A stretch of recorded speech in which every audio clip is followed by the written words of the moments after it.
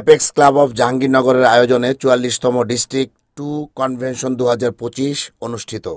শুক্রবার দিনব্যাপী ঢাকার একটি অভিজাত হোটেলের বলরুমে এপেক্স ক্লাব অফ জাহাঙ্গীরনগরের আয়োজনে ৪৪তম ডিস্ট্রিক্ট 2 কনভেনশন ২০২৫-এ ডিস্ট্রিক্ট 2 এর গভর্নর এপেক্সিয়ান বশির আহমেদ মনি সুফি মনির পরিচালনায় অনুষ্ঠানে কনভেনশন চেয়ারম্যান এপেক্সিয়ান মোহাম্মদ সুমন হোসেন তালুকদারের সভাপতিত্বে অনুষ্ঠানে প্রধান অতিথি হিসেবে উপস্থিত ছিলেন এপেক্স বাংলাদেশের national president Apexian advocate Mohammad Monirul Islam পান্না।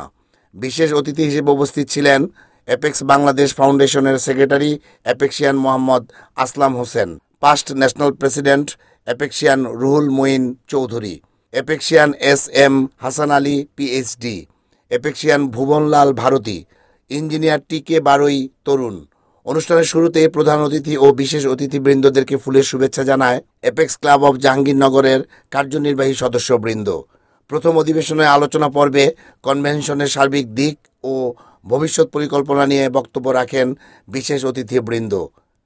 প্রধান অতিথির বক্তব্য রাখেন national president Apexian advocate Monirul Islam পান্না। এবং আমরা আমাদের একটি ডিরেক্টরি আমরা অনেক আগেই বছরের একটা নির্দিষ্ট সময়ের মধ্যে আমরা প্রিন্ট করতে পেরেছি। এক্ষেত্রে আমাদের যে মৌলিক একটি সিদ্ধান্ত ছিল বা আমাদের একটা নৈতিকভাবে আমাদের যে চিন্তা ছিল যে যাদের পার ক্যাপিটাল পরিষদ থাকবে না তাদেরকে আমরা ডিরেক্টরির আওতায় আনবো না।